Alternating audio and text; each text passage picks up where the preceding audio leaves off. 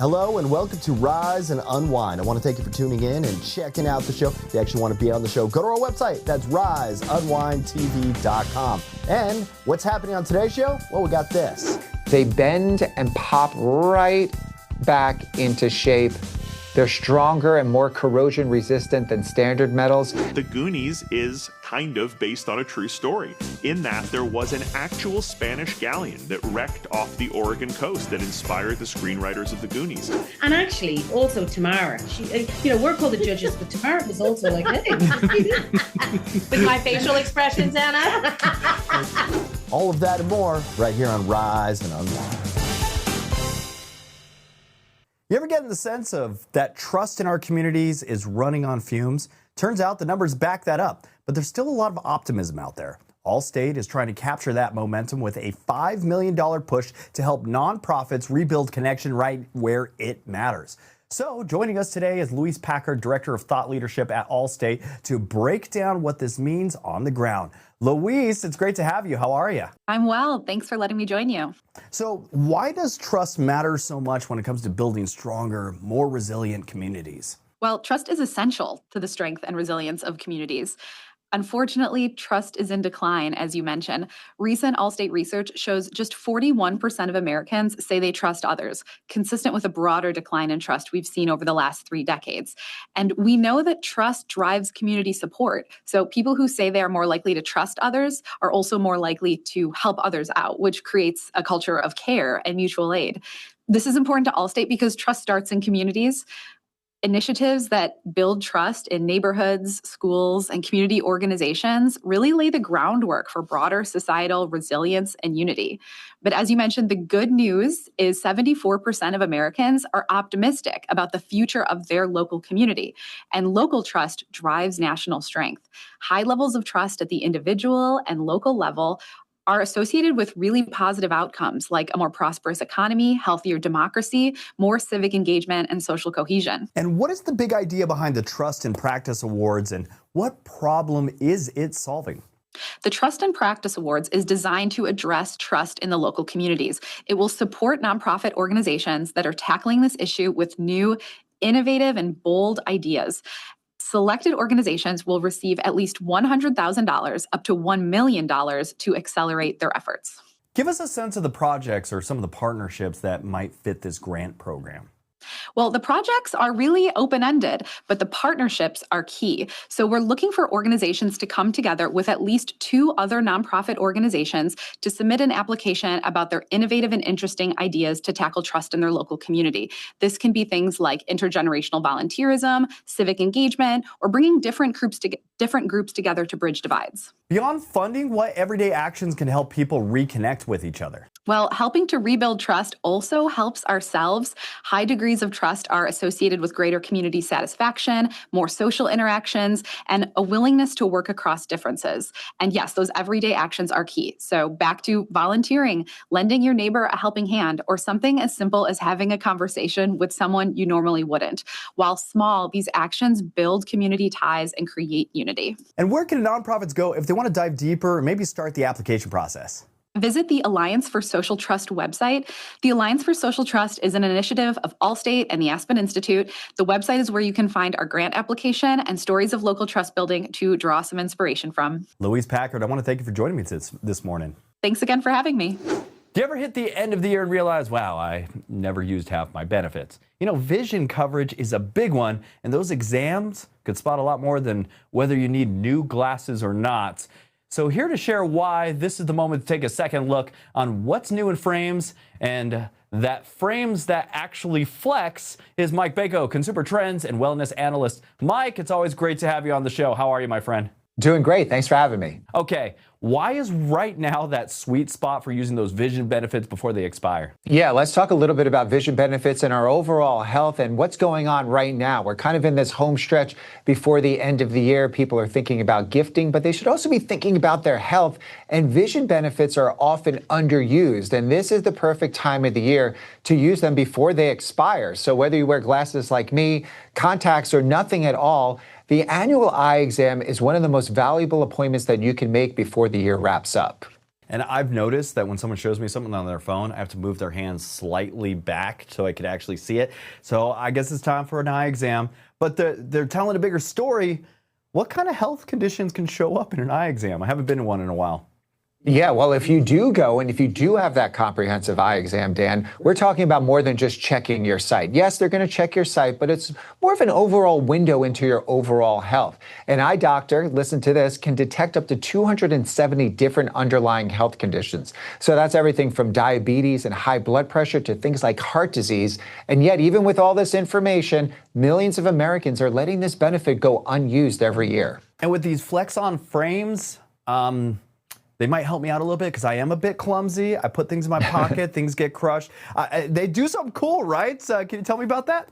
Yeah, they do a lot of cool things. And, whether you're clumsy, whether you're on the go, Flexon frames have really taken this technology to a new level. They use memory metal that was originally discovered by NASA, which makes the frame so durable. And unlike other regular metal glasses, you could bend, flex, and twist them, and they still return to their original shape. And Dan, we've spoken before. As a dad with 2 boys, you know that I'm always on the go. So I'm wearing these frames. So whether we're hiking, playing in the park, running around playing sports, they're engineered to handle whatever life throws at them or gets thrown at me. So, and as you can see, I'm wearing these rectangular frames in gunmetal, which is one of my favorites. But what I love about Flexon is that there are so many easy to wear shapes and color options. The frames, they're designed to stay in adjustment. Check this out. They bend and pop right back into shape. They're stronger and more corrosion resistant than standard metals. They're also super lightweight and comfortable. And when it comes to pricing, the Flexon frames, they start at $194 and they go up to $332. Also, when it comes to colors, they have an array of colors, everything from gold to gunmetal, coffee brown, and matte metal tones. Depending on your face shape, they've got shapes like rectangular, round, and square. So this is really a brand that has something for everyone. And they've been around for more than 30 years. You're not the only one to be going be on their go-to list.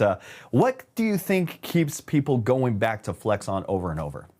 Yeah, great question. And what keeps people coming back over and over and what's built their reputation is the innovative resilience that's made Flexon that trusted name for more than 30 years. They've sold millions of frames. They have an unmatched reputation for reliability. And when it comes to finding the Flexon frames, you could go to flexon.com. Use the Find a Retailer section to show the nearest store with Flexon frames. And the important thing, bringing it all back, Dan, you could use your unused vision benefits towards your new frames. Mike Bako, you are a hero. Thanks for helping us out this morning. Thank you, Dan.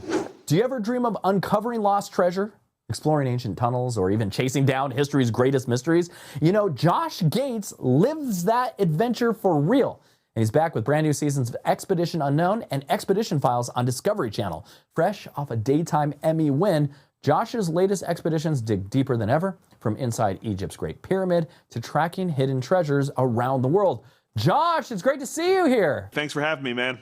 All right, I guess without giving out too much away or spoiling it for everybody, what is one moment this season that you thought to yourself, I can't believe we're actually pulling this off? I think it's our season premiere, which is this big 2-hour, 2-part special on the Great Pyramid of Giza. And look, this building, which is 4,500 years old, has always inspired conspiracy theories and mystery. And so we are going to crawl through every inch of the Great Pyramid, sections that are closed to the public. We're going to descend deep beneath the pyramid into the bedrock itself. And to be down there in those tunnels was just such an absolute, electric thrill. And to take our viewers with us, that's the moment where I was like, I can't believe we're doing this.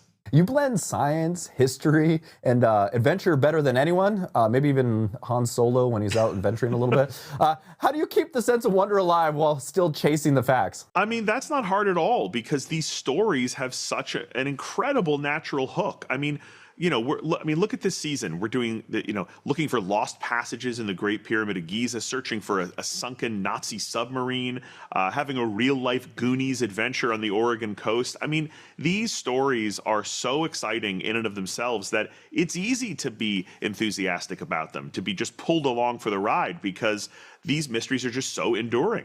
And it's always a mystery, and it's always surprising. Is there an expedition this season that surprised you or maybe took a unexpected turn? We wanted to do something to honor the 40th anniversary of The Goonies. It's a movie that is so near and dear to me and was so seminal for me growing up. And I was shocked to learn, as I'm sure a lot of people will be, that The Goonies is kind of based on a true story, in that there was an actual Spanish galleon that wrecked off the Oregon coast that inspired the screenwriters of The Goonies.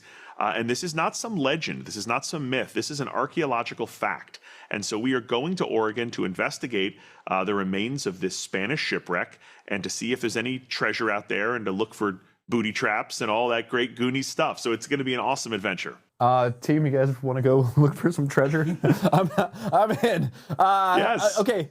Fans love both Expedition Unknown and Expedition Files. Can you give us the elevator pitch? What is the biggest difference between the two shows and why people should be tuned in for both hours? Sure. I mean, Expedition Unknown is our boots on the ground exploration adventure show. So we spend the whole hour, or in the season premiere, 2 hours, investigating far-flung mysteries around the world. That's where we're going to be crawling in tunnels, macheting through jungles, diving into the unknown. Expedition Files, we are able to tackle 3 stories per hour, and these are incredibly iconic mysteries. I serve as a kind of guide through those stories, taking our viewers into the past, meeting experts and authors and historians that have, revelations, breaking news about some of the most famous cases in history. So that's really kind of pulling open the adventure filing cabinet and looking into these really awesome stories. And Expedition Unknown invites you to literally get dirty and get out there in the world with us. And for those of us who don't have a film crew, we got that. Check. Okay.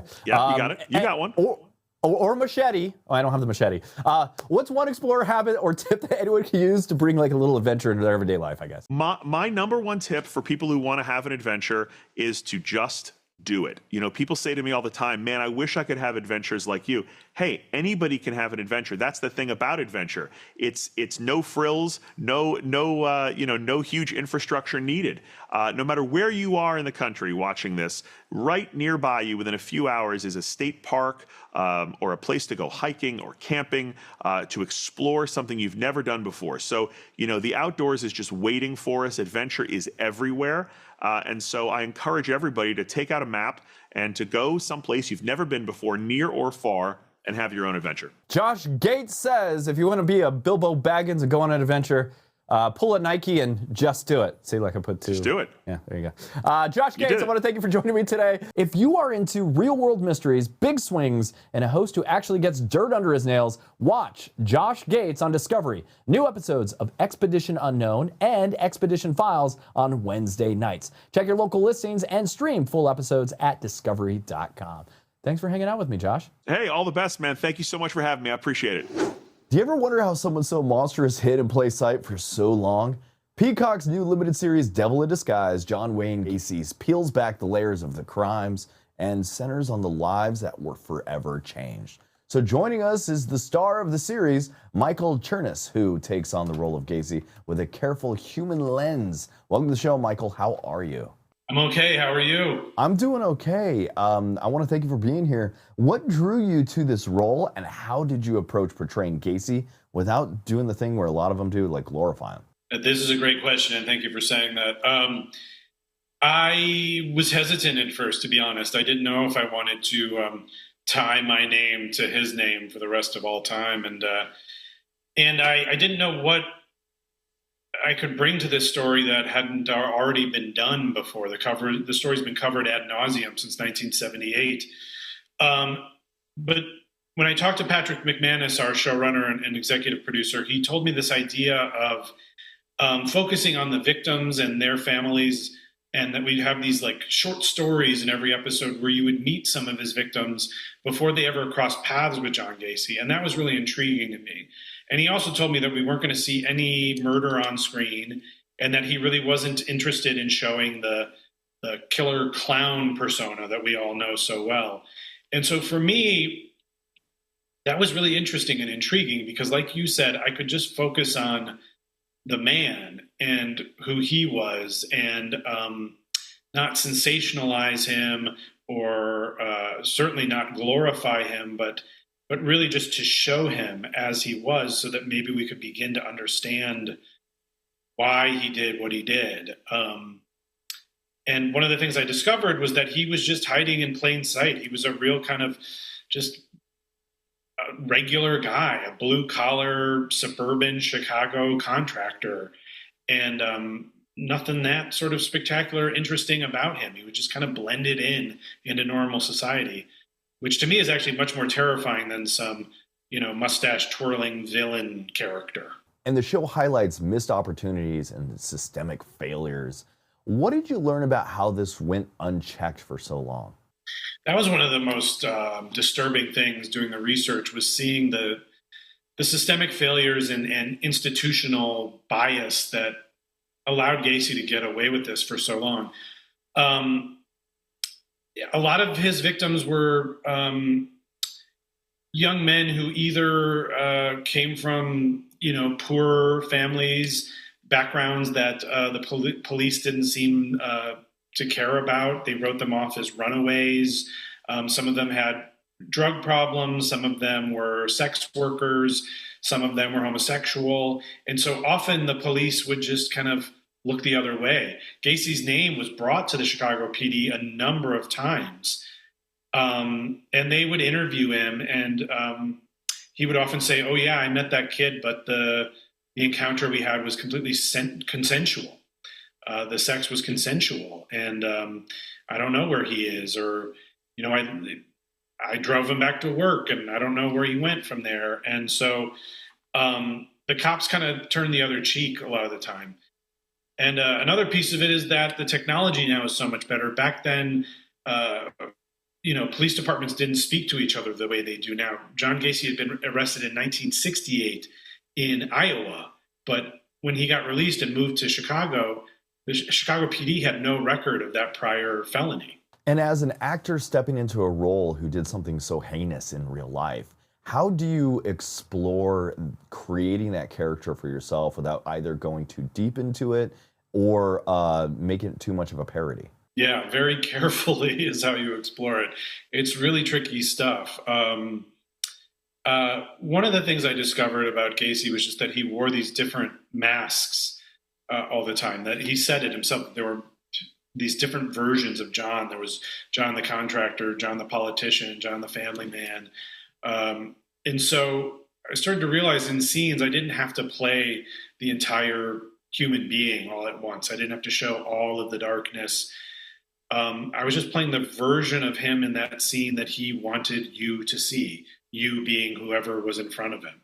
And so he really was a master manipulator, in my opinion, and he was a chameleon. And so he could kind of be whoever he felt like you needed him to be in that moment.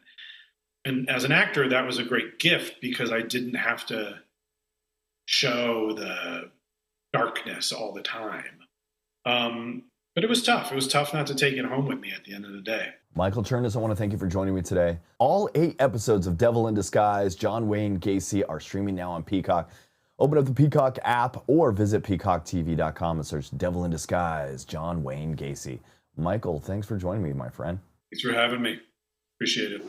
So what happens when you mix family recipes, holiday magic, and a little friendly competition? You get Baked with Love Holiday, Hallmark's brand new baking series that's equal parts sugar, spirit, and storytelling. Hosted by Tamera Mowry-Housley, yes, the sister.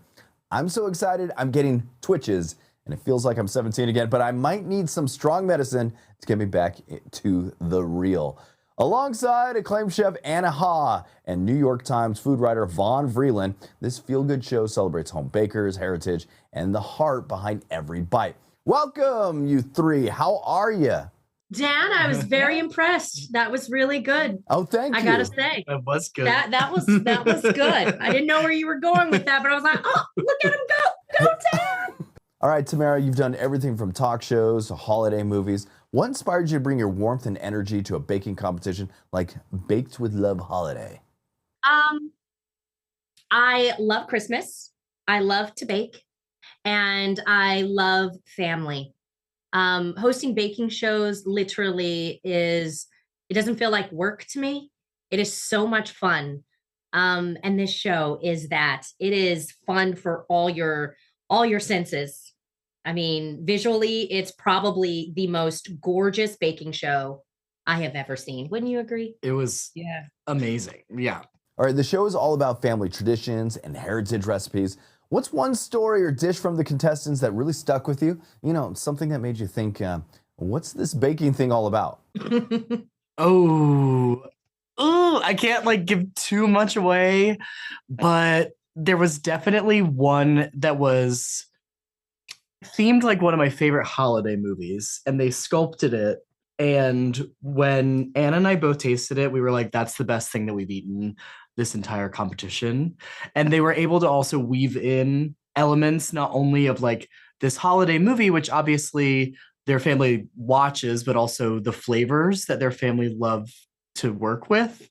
I don't know if you remember what I'm talking about, Anna, but I remember eating it. I was like, this is like really, really good and like professional level flavor. And that was like probably the best thing that I ate. Anna, you've judged world-class chefs. How different is it judging home bakers who are putting generations of family pride in every recipe? Oh my God, it was amazing. So for me, like when you enter into a competition, you believe inside your heart that you've got something special. And that's what Vaughn and I were looking for. And actually also Tamera, she, we're called the judges, but Tamera was also like, hey. With my facial expressions, Anna. So it was all down to each kind of pair really kind of fulfilling what they knew they had inside. And it was really exciting. And I know professional chefs are very similar for that reason when they compete, but it really was about like professionals have all of these rules and people who are home cooks, they don't have those rules. And as a result, they can be far more kind of, cooking with abandonment and delight and creativity that really made the competition exceptionally exciting. And also that it was like as if they didn't know what was coming next, that it was like a whirlwind of a journey that, brought them up and brought them down. And, sometimes they thought they were going home and then they stayed. And then, it was a really fun, amazing baking competition to judge. In the holidays, it could get stressful in the kitchen. What's your best advice for people who want to create something special without losing the joy of the season? I know you're going to say it. I think that one of the things that the contestants like really helped bring me back to as well was abandoning that like perfectionism when you're in the kitchen. I think as bakers, as professionals, we're always so rigid and so tough on ourselves.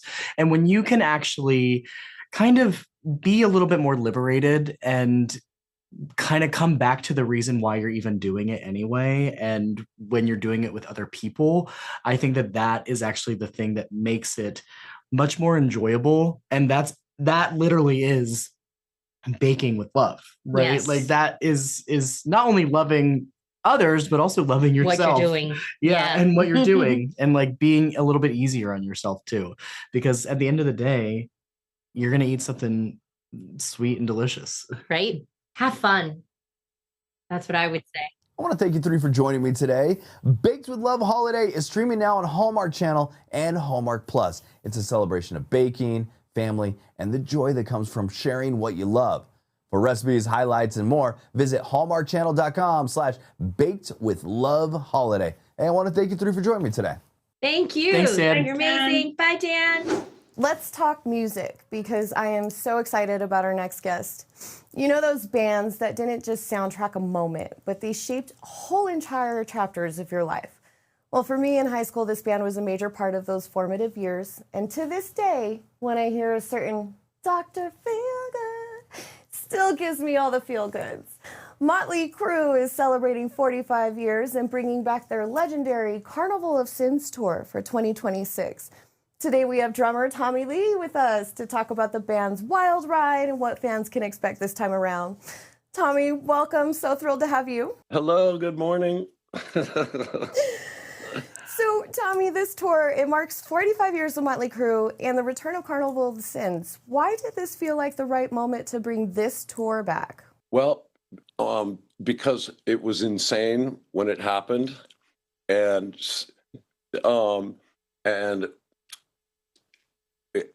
there's so many new fans and that never really got a chance to see it.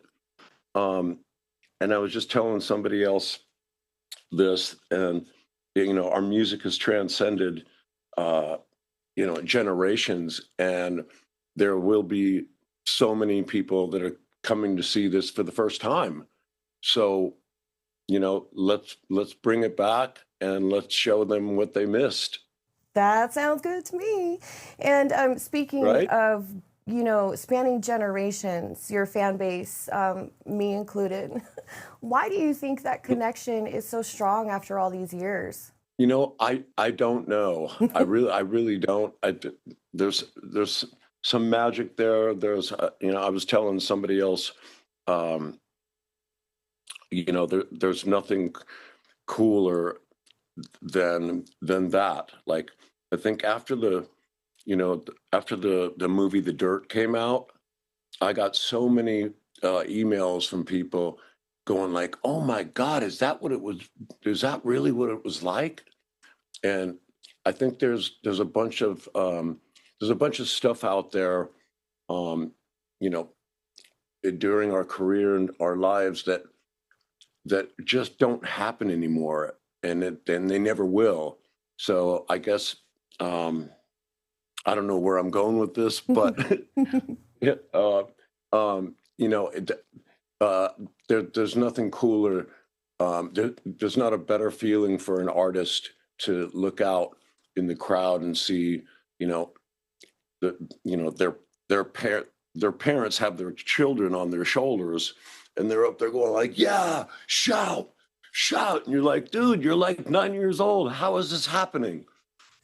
It literally is the best feeling ever to know that your music has transcended, and these new people are coming in and they're seeing it for the first time, and it's mind-blowing. I love that. So fans still talk about the original Carnival of Sins tour. Are there any parts of that huge over-the-top production that are coming back, or what's brand new for this tour this next year? If I told you, I'd have to kill you. No, I'm just kidding. No, we're deep in pre-production now.